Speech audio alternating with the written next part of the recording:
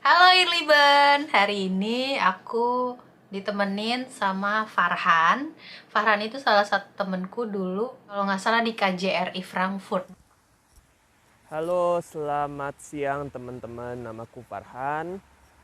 Aku alumni Karlsruhe Institute of Technology jurusan Electrical Engineering, tapi sekarang aku tinggal di kota kampus atau college town atau bahasa Jermannya Universitätsstadt Tübingen, dan di belakangku ini ada salah satu bagian dari kampus Uni Tübingen.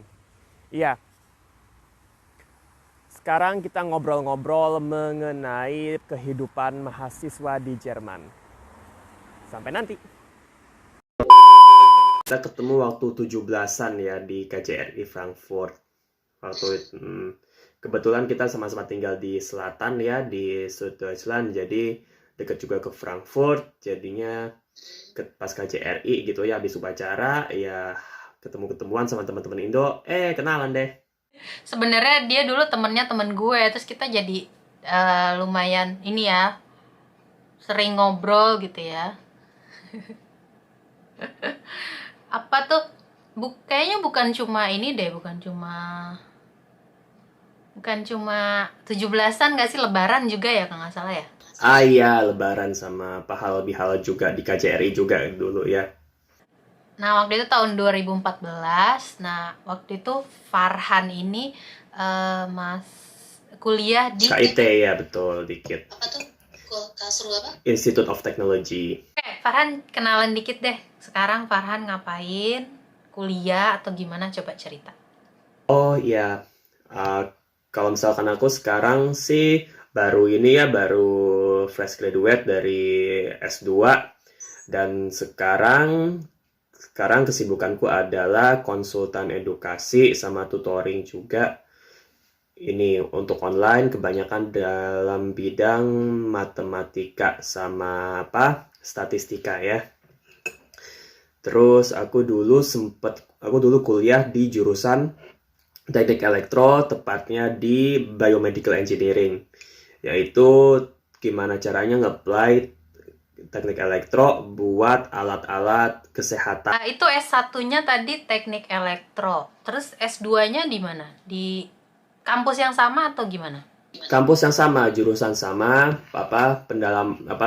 peminatannya juga sama, teknik biomedik.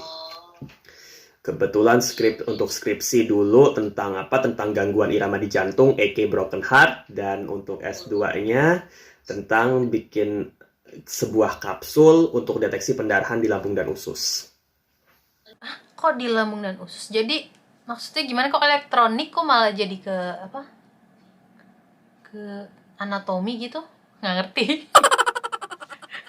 Jadi jadi ini untuk alat buat deteksi ini ya, buat deteksi pendarahan di saluran pencernaan bagian atas. Karena kalau di saluran pencernaan bagian atas itu masalahnya adalah kadang-kadang kalau misalkan penyakit ini dideteksinya kadang-kadang suka telat, kayak pendarahannya udah kejadian duluan, udah parah duluan baru terdeteksi. Niatnya ini adalah gimana caranya kita bikin sebuah sensor atau sebuah alat yang bisa masuk ke dalam lambung dan bisa ngedeteksi nih kalau pendarahannya belum parah, ngeliat pendarahan, oh kira-kira bisa ada tindakan nggak nih sehingga pendarahan tersebut bisa dideteksi lebih cepat. Jadi tadi kayak kapsul, jadi bentuknya kayak kamera atau gimana? Enggak, bentuknya kayak kapsul, dan kapsul itu dia kayak punya sensor ya, punya alat gitu, punya mata lah yang bisa ngelihat ini ada pendarahan, ada warna merah apa enggak gitu, ada warna merah darah atau enggak gitu. Terus hasil dari si mata ini dia bakal ditransmisiin secara wireless ke receiver yang ada di luar tubuh. Pokoknya sepertinya agak rumit, tapi itu teknologi baru ya, namanya juga Jerman selalu maju dalam teknologi ya. Ya, kebetulan karena ini sih riset sama perguruan tinggi ya, perguruan tinggi sama industri, dia hubungannya kuat, koneksinya kuat. Jadi ada kalau teman-teman yang ngambil tugas akhir gitu ya, tugas akhir di perusahaan, Dan itu juga dapat kompensasi dari perusahaannya juga, itu bisa, dan itu pun terhitung sebagai pengalaman kerja. Jadi lumayan lah nambah-nambahin CV. Gue seruput kopi dulu. Berarti Farhan udah di Jerman udah berapa lama? Lama banget nih kayaknya. Dari tahun berapa sih? Dari 2011, sekarang 2021, berarti udah mau 10 tahun ya? Gila. Betah banget lo ya? Ya alhamdulillah lah, apa ya, sekarang ya dienakin aja lah gitu. 10 tahun, tapi kalau pulang setiap tahun atau gimana? Ya ada rezeki sih alhamdulillah, tiap tahun gitu ya, ada kesempatan buat ya ngunjungin orang tua gitu, yang ngunjungin teman-teman juga. Kadang juga ngendon juga di bibliotek di Goethe. Cuman ya tahun kemarin ini aja nih yang nggak sempet pulang karena gara-gara pandemi. Betul. Oh ya, kenapa sih tertarik sama jurusan itu? Kayaknya susah banget ya. Tertariknya gara-gara ini sih dulu ya, gara-gara di waktu SMP tuh dulu awalnya pingin pingin jadi dokter ya, pingin ke kedokteran. Cuman waktu masuk SMA gitu lama-lama dapat ketertarikan juga sama matematika, sama apalagi fisika gitu ya selain biologi. Terus dipikir juga ada dua alasan nih kenapa mau ke biomed. Pertama kalau ke kedokteran itu nggak di Indonesia, nggak di Jerman, susah. Of course, Ya, teman-teman yang mungkin teman-teman yang berjuang buat masuk FK gitu atau yang sekarang jadi dokter tahu lah ya gimana perjuangannya.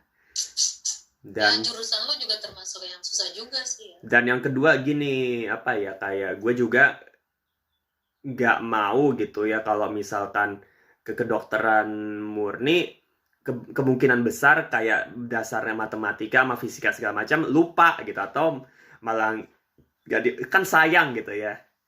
Jadi istilahnya pingin, karena emang suka keilmuannya dan emang mau pingin dipakai terus sampai kuliah, sampai kerja. Itu kenapa alasannya gue ngambil si biomedical engineering ini. Berarti lo emang kalau mau ngambil jurusan kayak Farhan ini di teknik elektro, berarti emang harus kuat teknik, matematika, fisika juga berarti ya. Fisika, aduh, gila. Gue dulu anak IPA juga sih, tapi kayaknya kayak gitu-gitu susah banget. Udah akhirnya kecemplungnya ke bahasa, terus kayak udah lupa lah segala matematika gitu. Sebenarnya dulu gue juga ada interest ke bahasa juga ya dulu waktu SMA gitu ya. Cuman malah gimana ya, kayak kebalik gitu. Kayak gue lihat, justru gue salut sama teman-teman di anak IPA yang akhirnya terjunnya ke bahasa asing gitu ya, ke humaniora gitu. Malah ganti gitu. Gue waktu awal-awal mikir gini, apa gue ke bahasa gitu, tapi entah kenapa kayak untuk bidang STEM gitu ya, bidang science, technology, engineering sama math secara karir menjanjikan gitu. Jadi makanya gue akhirnya ini ya, ganti Bildung. Gue dengar-dengar kan kalau nggak salah lo S2-nya tuh beasiswa apa ya? Boleh cerita? LPDP dulu. Itu dulu apply-nya di Indonesia atau di Jerman? Ya, gue apply-nya di Indonesia dan sempat ada kali 9 bulan gue di Jakarta gitu, ngilang dari Karlsruhe. Orang-orang pada nggak tahu gue pergi. Terus urusan kampus gimana? Udah. 9 bulan? Urusan kampus segala macam udah gitu. Gue udah lapor gue lulus, SKS udah kelar semua. Jadi beneran administrasi itu semua udah, jadi beneran gue ke Indonesia buat urusan administrasi LPDP ini. Tenang, bukan internet kamu kok yang error. Lanjut ke part 2 ya.